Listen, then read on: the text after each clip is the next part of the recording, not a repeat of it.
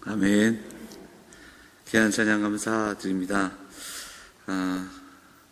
이렇게도 또 특송을 할 수 있지요.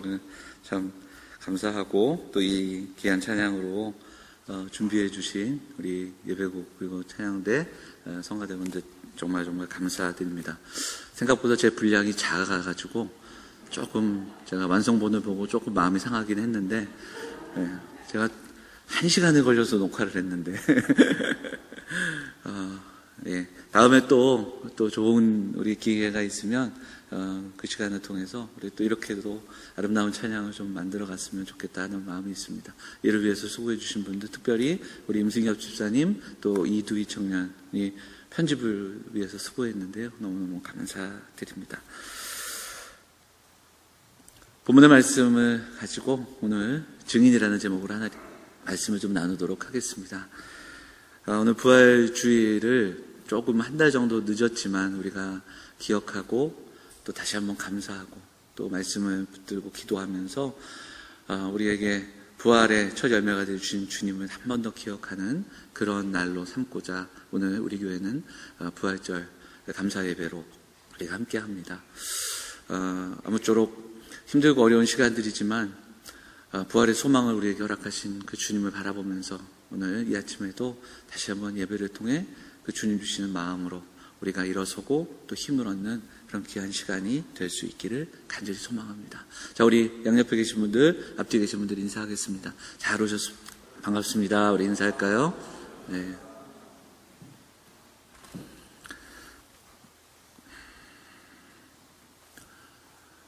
아, 4월달 한 달 동안 저희 어머니께서 저희 집에 와 계셨습니다. 이제 갑자기 오시게 돼가지고 제가 이제 짐을 싸러 이제 집에 갔는데 짐은 아주 작게 싸 놓으시고 꼭 챙기셔야 되는 그 보물같이 여기시는 두 가지가 있더라고요. 하나는 굉장히 큰 성경입니다. 성경이 요거보다 2배 정도 큰 성경인데 이제 글씨가 크다 보니까 그걸 꼭 갖고 가야 된다고. 저희 집에 성경이 있다고 해도 그걸 꼭 갖고 가셔야 된다고. 그래서 그 무거운 성경책을 챙겼습니다. 또 하나는 요만한 라디오예요. 아주 오래된 건데 그 라디오를 꼭 갖고 가십니다. 이 라디오가 극동방송에 맞춰져 있어요. 근데 이게 굉장히 힘든 게 요즘 이렇게 라디오들은 단추 하나 누르면 이렇게 다 메모리가 되어 있어서 그 주파수가 다 기록이 되어 있잖아요. 그래서 1번, 2번, 3번 이거는 옛날 거 있잖아요. 돌려야 됩니다. 그래서 잘 안 되더라고요. 저는 잘 못해요.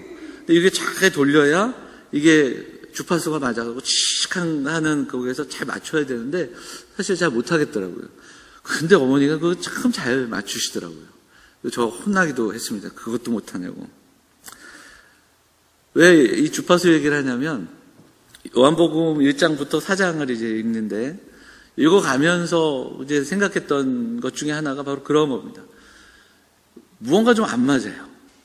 1장부터 4장까지 예수님 만난 사람들의 얘기들이 이렇게 나오고 지난주에도 우리가 그 비교하면서 좀 나누기도 했는데 대화를 가만히 읽어보면 좀 동문서답이 굉장히 많습니다. 뭐 예를 들자면 혼인잔치에서 뜬금없이 예수님의 어머니가 포도주 떨어졌다고 예수님한테 이야기하는 장면. 그런데 또 더구나 그리고 나면 예수님이 뭐라고 하십니까? 내 때가 이르지 않았다. 뭐 이런 이 대화 단면적으로만 보면 참 이해가 되지 않는 그런 내용들이 있고요. 예수님의 표적을 보고 예수님을 찾아온 니고데모, 그리고 그 니고데모를 향해서 거듭나야, 다시 태어나야 하나님 나라를 볼 수 있다 이야기하시는 그 장면, 그리고 그걸 보면서 사람이 어떻게 다시 태어날 수 있겠냐, 뭐 이런 이야기들이 사실은 좀 잘 맞지 않는 장면이 있습니다. 영원히 마르지 않는 샘을 좀 바라던 여인에게 가서 남편을 데리고 와라. 이런 어떤 대화들. 그리고 그 여인이 그 얘기를 듣더니 갑자기 예배에 대해서 질문하고 뭐 이런 그 흐름이 1장부터 4장까지 읽다 보면 뭔가 이게 주파수가 맞지 않는 듯한 그런 내용들을 좀 보게 됩니다. 왜 그런가? 하나님은, 예수님께서는 하나님 나라, 영원한 하나님 나라, 우리 하나님 나라의 진리, 복음을 선포하시는데 사실 그것을 듣고 그것을 반응하는 사람들의 관점과 가치가 다른 거예요. 주파수가 맞지 않습니다. 고정되어 있지 않기에, 하나님 나라에 고정되어 있지 않는 자기 중심, 자기만의 그 관점과 가치를 갖고 있기 때문에 이게 맞춰지지가 않는 거예요. 근데요, 이 주파수가 맞지 않으면 사실은 우리의 그 삶이, 신앙이 신실해질 수 없습니다. 신실하고 진실하고, 그리고 더 나아가서는 진정성 있는 그 신앙의 삶을 살아가기가 힘들다라는 겁니다. 오늘 이 아침에 우리의 어떤 그 신앙의 모습, 우리는 어디에 정말 우리의 삶의 주파수를 맞추고 있는지 좀 돌아볼 수 있었으면 좋겠습니다. 당장 우리도 내 삶에 떨어진 그 포도주를 간절하게 구하고 있고, 그리고 하늘의 표적을 보여달라고 매일 물 기르러 오는 수고하지 않게 좀 그런 기도가 우리에게도 주류를 이루고 있지 않은지, 좀 거기에 머무르고 있지 않은지 좀 돌아볼 수 있는 아침이 되었으면 좋겠습니다.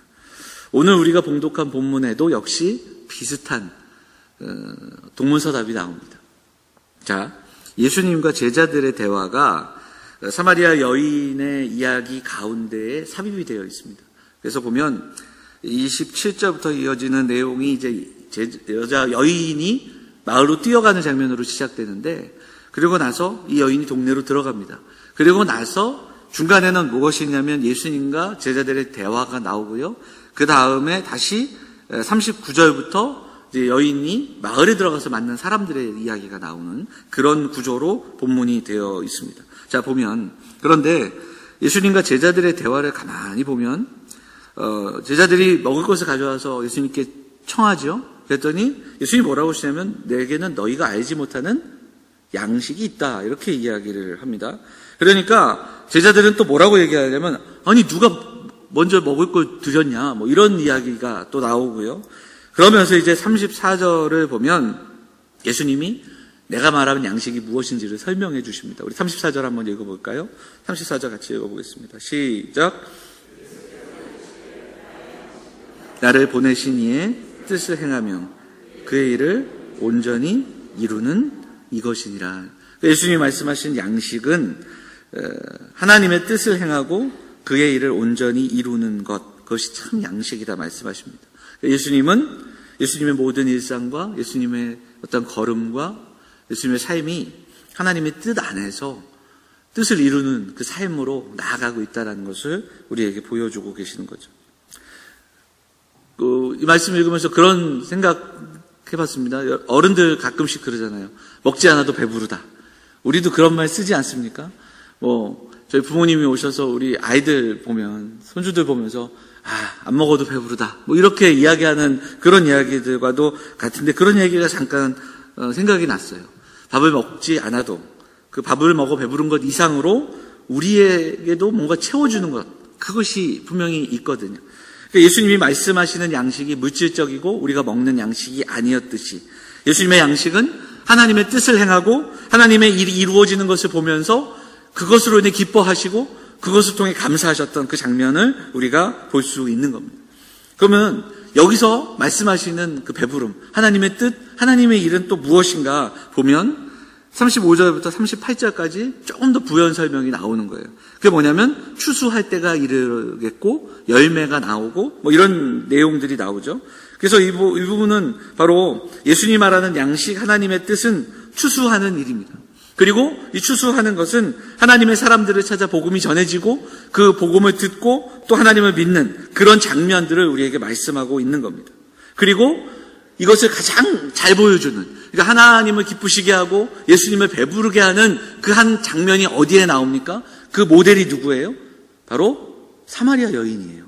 그러니까 지금 가운데 있는 이 이야기를 싸고 있는 사마리아 여인이 예수님을 만난 이후에 마을로 뛰어가 사람들에게 복음을 전하고 그 복음을 들은 사람들이 변화되어 예수님을 믿은 이야기가 앞뒤에 싸고 있는데, 그것을 바라보시면서 예수님은 내게는 또 다른 양식이 있다, 나를 배부르게 하고 기쁘게 하는 그 일이 있다, 이렇게 말씀하고 있는 겁니다.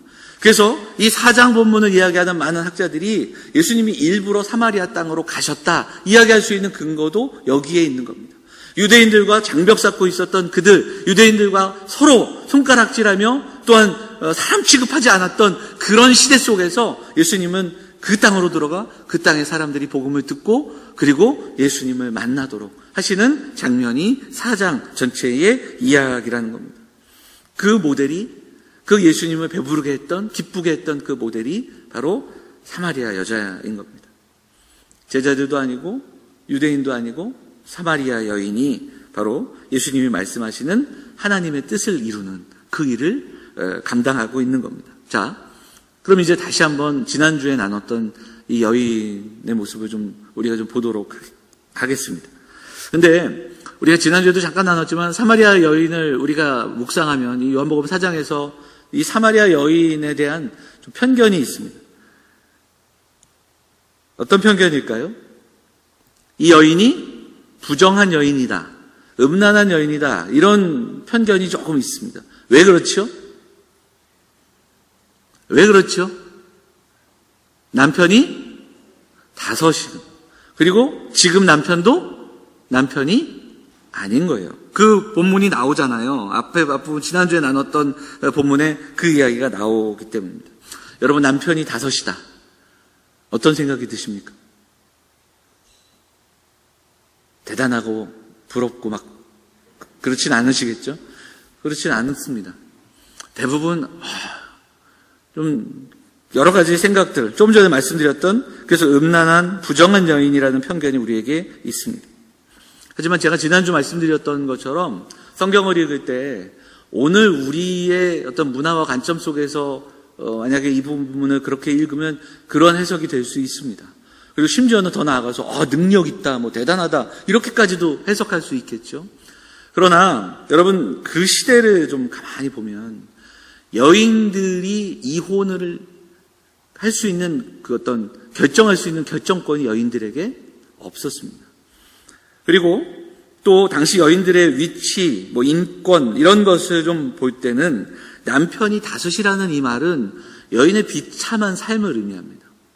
아마도 구체적으로 나오진 않았지만 사별을 했든지, 하지만 5이라는 이야기를 보면 팔리지 않았을까, 버림받지 않았을까, 그렇게 우리가 더 유추해 볼 수 있습니다. 버림받고 팔렸던 그 삶, 고달프고 힘든, 그리고 먹고 살기 위해서는 어쩔 수 없는 그런 삶의 연속을 경험하고 있는 그 여인의 모습이 아닌가, 우리가 더 그렇게 살펴볼 수 있습니다. 오히려 이 여인은 그런 어떤 삶의 문제와 상황과는 달리 본문을 읽어보면 메시아를 기다리던 사람 중에 하나였고요. 예배에 대한 이야기를 나눌 때 보면 성경에 대한, 구약에 대한 지식도 어느 정도 있던, 신학적인 상식도 갖고 있던 여인이었습니다.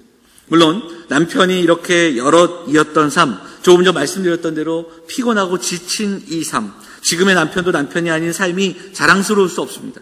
그리고 여인이 물들어온 이 시간을 보면 아마도 그래서 사람들을 좀 피하지 않았을까, 누구도 만나고 싶지 않고 누구에게도 드러내고 싶지 않은 그런 삶을 살아가고 있지 않은가, 그렇게 유추해 볼 수 있는 겁니다. 근데 그 여인이 지금 주님을 만난 거예요. 그리고 주님을 만나고 그 여인의 삶으로 찾아오신 주님을 대면하고 그 주님을 발견하기 시작하는 겁니다. 그래서 이 여인이 인식이 달라지는 내용이 4장에 나와요. 지난주에도 잠깐 말씀드렸지만 본문을 따라 읽다 보면 이 여인의 인식이 바뀝니다. 자, 9절에서 여인은 예수님을 유대인이라 부릅니다. 유대인이 어떻게 내게 말을 거냐, 이렇게 시작되는 본문이 조금 나아가면 11절 15절에는 주님이라는 단어가 나옵니다. 근데 이 주님은 그냥 이제 우리가 주님 이 단어가 아니라 선생님 이렇게 해석하는 단어로 이해하시면 됩니다. 선생님으로, 랍비로 이렇게 해석이 되고요. 근데 이어서 19절에 가면 이 이야기들을 나누다가 선지자로 인식하기 시작합니다. 특별한 분, 특별한 선지자 이렇게 인식하게 되고요. 하지만 이것도 거기에 머무르는 것이 아니라 예수님은 그 여인에게 내가 누구인가를 가르쳐주고 싶어 하시고 내가 그다 이렇게도까지도 말씀하시면서 결국은 그 모든 대화 속에서 이 여인이 예수님을 바라보게 됩니다. 자, 28절 29절 같이 한번 읽어볼까요? 28절 29절 같이 읽겠습니다. 시작. 여자가 물동이를 버려두고 동네로 들어가서 사람들에게 이르되 내가 행한 모든 일을 내게 말한 사람을 와서 보라. 이는 그리스도가 아니냐. 자, 여기를 보면 많은 해석자들이 물동이를 버려뒀다는 표현을 굉장히 강조합니다. 그래서 그 여인이 그동안 의지했던 걸 내려놓고 세상적인 것을 버렸다고 해석하지만 조금 그렇게 가면 좀 더 비약적인 해석이 될 수 있고, 문맥을 통해 보면 이 여인의 심정적인 변화가 있었다. 그리고 이 여인이 그 변화를 가지고 마을로 달려가는 그 장면이 나옵니다. 그리고 이어지는 본문을 보면 와 보라 이는 그리스도가 아니냐 이렇게 전하고 있는 겁니다. 낯선 유대인 남자를 만났고요. 그리고 이분이 랍비가 아니겠는가, 선생님인가. 그러다가 그분이 선지자로, 그리고 특별한 선지자에서 이제는 그토록 민족이, 그리고 자신이 기다리던 그 메시아로 바라보는, 그리스도로 선포하고 있는 여인의 고백을 우리가 볼 수 있습니다. 사람들을 피했던 여인, 사람들을 만나고 싶지 않았던, 삶에 여러 가지 문제가 있어 또 힘들고 지친 삶을 살았던 그 여인이 자기가 피했던 사람들을 향해 달려갑니다. 그리고 오히려 그들을 향해 복음을 전하고 초청하고 있는 장면이 오늘 본문의 이야기입니다. 자, 근데 본문을 보면 그 다음에 어떤 일이 벌어지는가 보면 30절에 보면 그 이야기를 듣고 동네에서 사람들이 나와서 예수께 나옵니다. 그리고 또 39절 한번 볼까요? 39절 보니까 여자의 말이 하면서 쭉 시작되는데 그 동네 중에 많은 사마리아인이 어떻게 해요? 예수를 믿은지라. 이렇게 이어지는 거예요. 여러분 정말 대단하지 않습니까? 신기하지 않아요? 저는 이 본문을 이렇게 보면 어떻게 이런 일이 있을까? 이 여인이 참 말을 잘했을까? 그런 생각도 해보고요. 어떤 설득력이 있었을까? 그런 생각을 해보게 됩니다. 하지만 이 믿은지라에 대한 부연 설명이 42절에 나오거든요. 42절 한 번 더 읽어보도록 하겠습니다. 42절 같이 읽겠습니다. 시작. 그 여자에게 말하되 이제 우리가 믿는 것은 내 말로 인함이 아니니 이는 우리가 친히 듣고 그가 참으로 세상의 구주이신 줄을 아임이라 하였더라. 여인의 말을 처음에는 이 여인을 보고 또 여인의 말을 듣고 그 자리로 나왔지만 그들이 믿음을 갖게 되고 믿게 된 것은 그 이후에 이틀 동안 예수님과 함께하고 예수님의 말씀을 듣고 그리고 하나님 나라 복음을 들을 때에 참 믿음을 갖게 됐다. 이 부연 설명이 있기 때문에 이 앞에 나오는 이야기들이 조금 더 이해가 될 수 있는 겁니다. 이 전체적으로 우리가 볼 때 이 말씀을 보면 이제 예수님의 말씀이 더 이해가 될 수 있습니다. 먹지 않아도 배부른 일이 있습니다. 예수님이 내게는 이미 양식이 있다. 그것은 바로 하나님의 뜻을 이루며 살아가시는 예수님의 삶이었습니다. 하나님의 뜻이 이루어지는 모습들을 바라보며 예수님이 기뻐하셨습니다. 근데 지금 예수님은 그것을 보고 계십니다. 바로 어떤 것인가? 바로 하나님의 뜻이, 하나님의 복음이 전파되고 열매를 거두고 추수하는 일, 복음을 알고 누군가가 복음을 알고 그리고 복음을 전하고 그 복음을 듣고 그 복음을 들은 자들이 나와 또한 다시 주님 앞으로 나오는 이 놀라운 일들, 이 놀라운 일이 오늘 본문에 선언되고 있는 겁니다. 그리고 이 일의 가장 중요한 모델이 바로 사마리아 여인이라는 것을 오늘 본문은 우리에게 말씀하고 있습니다. 사랑하는 여러분, 오늘 우리가 부활주일, 감사주일로 지키는 날이지만 사실 우리가 매주 주일 함께하는 예배, 우리는 매주 주일 부활을 기념하고 또 기억하고 감사하는 그 예배를 드리는 사람들입니다. 초대교회 성도들은 부활의 증인들이었습니다. 부활을 믿었고 그리스도를 알았고 그리스도를 믿고 그 믿음을 증언해내는 사람들이었습니다. 무엇보다 그 증인의 삶을 살아내는 그러한 사람들이었습니다. 부활을 경험하고 부활을 믿지 않고서는 살아낼 수 없는 그 삶을 보여주었고 그것을 본 사람들이 의문을 갖고 또 소망을 갖게 되고 그리고 또한 함께 나와 복음을 듣고 또 깨닫는, 그래서 그 가족들이, 그 이웃들이 그 모습을 보며 믿고 함께 나아가는 그 모습들을 우리는 초대교회를 통해서 볼 수 있습니다. 그리고 이어진 교회 역사 속에서 그 일들은 계속되었습니다. 오늘 사마리아 여인을 통해서 이 증인의 모습을 우리가 좀 묵상하고 기도하기를 원합니다. 도대체 저 여인이 누구를 만났길래 또 이런 질문을 가지고 도대체 어떻게 저 사람이 바뀌었는지 궁금함을 가지고 나와 예수님을 만났던 사람들, 그리고 예수님의 말씀을 듣고 변화된 사람들의 이야기가 오늘 요한복음 4장에 나옵니다. 오늘을 살아가는 우리 역시 부활의 증인입니다. 부활을 믿고 예수 그리스도를 믿고 그리고 그 부활의 증인으로 살아가는 사람들이 저와 여러분인 줄 믿습니다. 사마리아 여인에게는 예배에 대한 문제도 그리고 부활의 이야기도 장차 이루어질 약속의 말씀이지만 우리에게는 이미 이루어진 은혜요, 그리고 이미 우리가 경험한 사건입니다. 그래서 우리는 이 모든 일의 증인인 겁니다. 그러면 여러분, 오늘 우리가 기억해야 됩니다. 증인은 어떤 사람일까요? 증인은 어떤 사람일까요? 증인은 다른 사람이 믿을 수 있도록 말을 잘 전하는 사람이 아닙니다.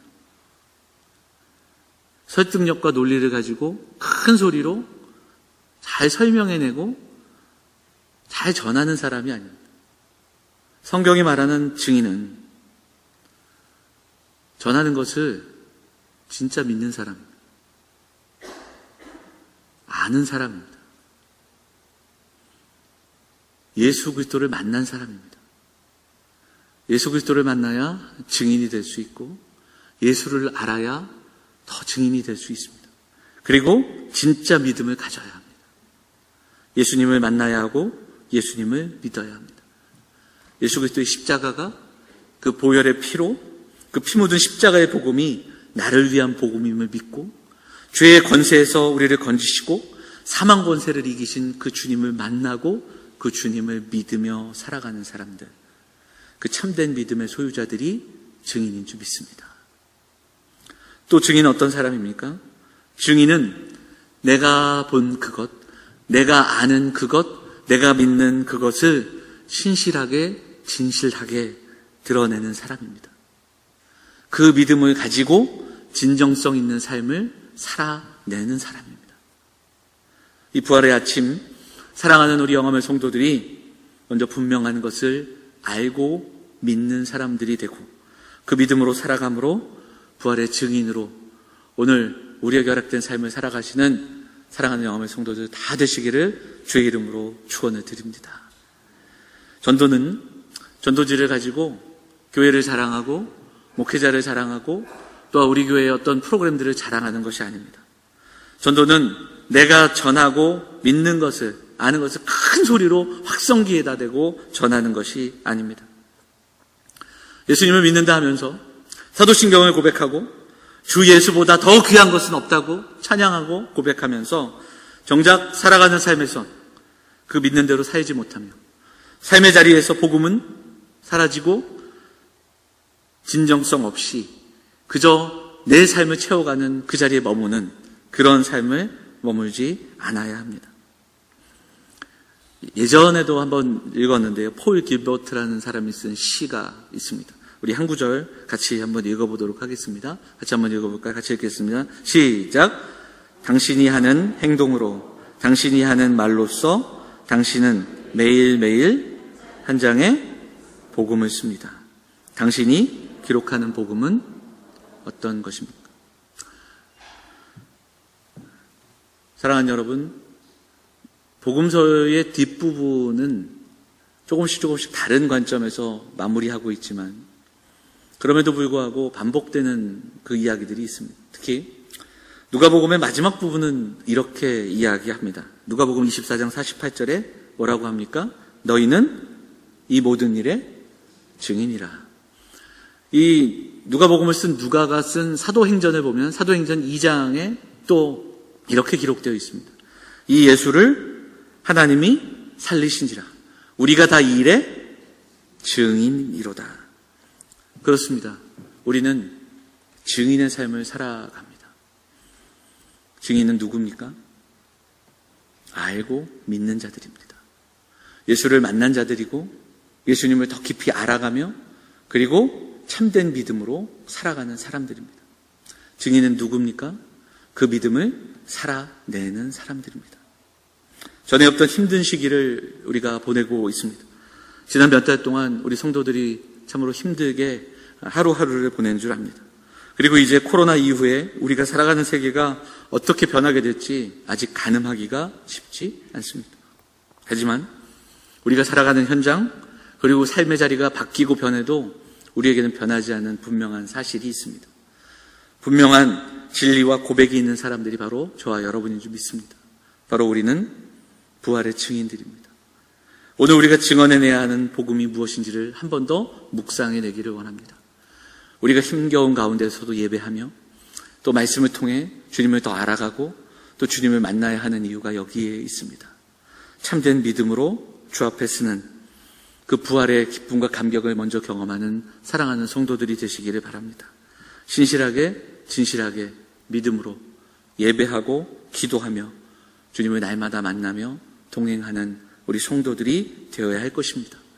그리고 그 삶을 통해 한 번 더 신실하고 진실하게 진정성 있는 삶을, 그 믿음을 삶으로 써내려감으로 부활을, 우리가 믿는 그 부활을 증언해내고 삶의 소망의 이유를 보여줄 수 있는 사람들, 우리 사랑하는 성도들, 그 복음의 삶을 써내려가는 우리 영험의 성도들이 다 되시기를 간절히 소망합니다. 그 아름다운 걸음이 오늘 우리에게 있어야 합니다. 그 아름다운 걸음으로 걸어갈 때 우리의 자녀들이 우리를 바라보고 그 길을 따라옵니다. 우리의 자녀들이 우리의 길을 따라오고 주님을 만나는 그 자리에 설 수 있습니다. 우리가 그 길을 걸어갈 때 세상이 우리를 통해 또한 소망의 이유를 발견할 수 있습니다. 우리의 자녀들 앞에, 메마른 세상 앞에서 복음을 써내려가며 부활의 증인으로 그 부활의 증인의 삶을 기꺼이 살아내는 우리 사랑하는 영험의 성도들, 우리 사랑하는 가족들 다 되시기를 주의 이름으로 축원을 드립니다. 우리 말씀 생각하면서 우리 찬송 한 장 하겠습니다. 우리 아까 우리 성가 찬양대에서 찬양했던 찬양, 우리 동일한 마음으로 좀 같이 우리 함께 찬양하고 또 기도하는 시간 갖도록 하겠습니다. 우리 하나님의 사랑을 사모하는 자, 우리 같이 찬양하도록 하겠습니다.